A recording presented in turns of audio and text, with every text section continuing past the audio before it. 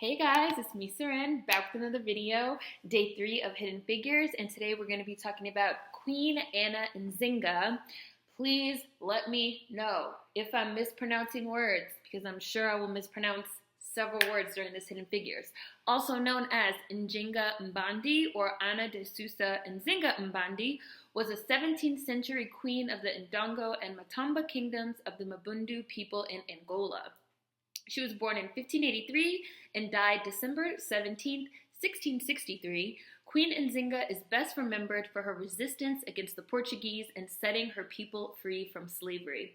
She came to power as an ambassador after demonstrating an ability to tactfully defuse foreign crises as she regained control of the Portuguese fortress of Ambaca.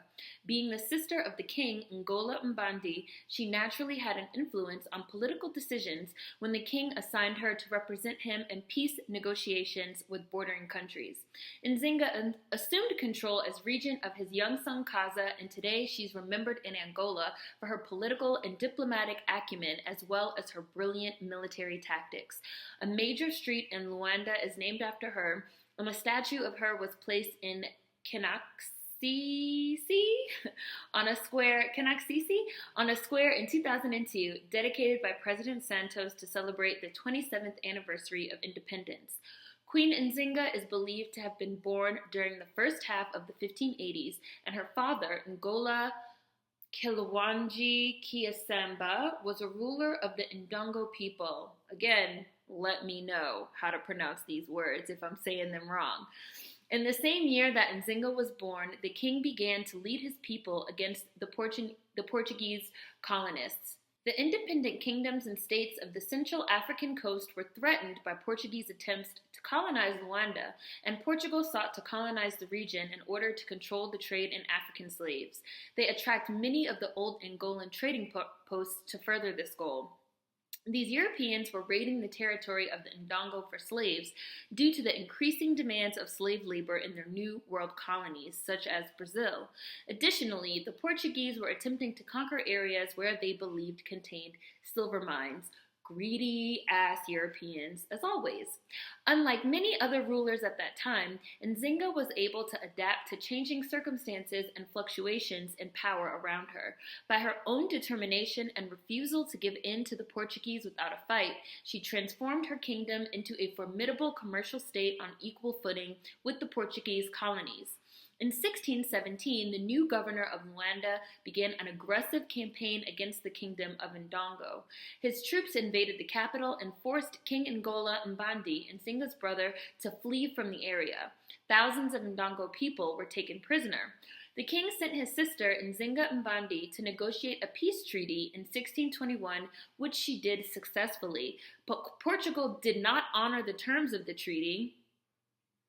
Lying Europeans. And King Ndongo and Mbande committed suicide, leaving the kingdom to his sister, Nzinga. As the new sovereign of Ndongo, Nzinga re-entered negotiations with the Portuguese. At the time, Ndongo was under attack from both the Portuguese and neighboring African aggressors, and Nzinga realized that in order to achieve peace for her kingdom to remain viable, she needed to become an intermediary. She allied Ndongo with Portugal and was baptized as Anna de Sousa Nzinga Mbande, with the Portuguese colonial governor serving as her godfather. By doing this, she acquired a partner in her fight against her African enemies and ended Portuguese slave raiding in the kingdom. The new alliance didn't last very long, however, as Portugal betrayed Ndongo in 1626. Lion-ass Europeans. And Nzinga was forced to flee when war broke out. Nzinga took over as ruler of the nearby kingdom of Matamba, capturing Queen Ndongo Matamba and routing her army. Nzinga then made Matamba her capital, joining it to the kingdom of Ndongo. To build up her kingdom's martial power, Nzinga offered sanctuary to runaway slaves and Portuguese-trained African soldiers. She stirred up rebellion among the people still left in Ndongo, now ruled by the Portuguese, and Nzinga also reached out to the Dutch and invited them to join troops with her.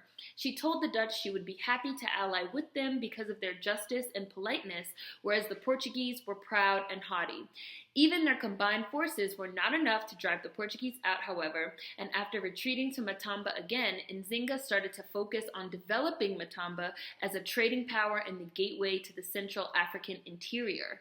By the time of Nzinga's death in 1661, at the age of 81, Matamba was on equal footing with the Portuguese colony. So instead of just trying to futilely fight them, she focused on building up her kingdom to the point where they couldn't deny that she was a superpower. And I feel like I've said this in another video, right? Like, a superpower can't be denied. Like, you can't deny a superpower. You can talk as much shit as you want about how whatever, but you can't deny a superpower.